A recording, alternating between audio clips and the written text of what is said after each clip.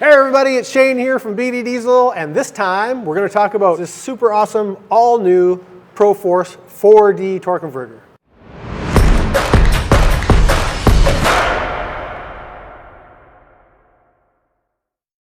This ProForce 4D features an all-new forged billet cover, which allows us to install a larger apply piston and heavier duty backing plate, along with the aforementioned multiple discs.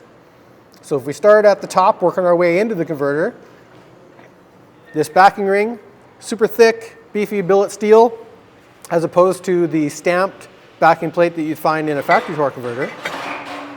The, of course, aforementioned multi-disc clutch pack with four surfaces and bigger steels than factory. And the most important part, a larger billet piston.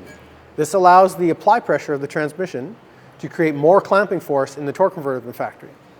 The bonus to our setup here, and retaining the captured clutch design, of course, in the transmission, is drivability on this torque converter is just like stock. We put it in a truck like this one behind us before, and a bunch of testing, and you would not be able to tell from the seat of the vehicle the difference between a factory converter and the multi-disc. Which is super cool.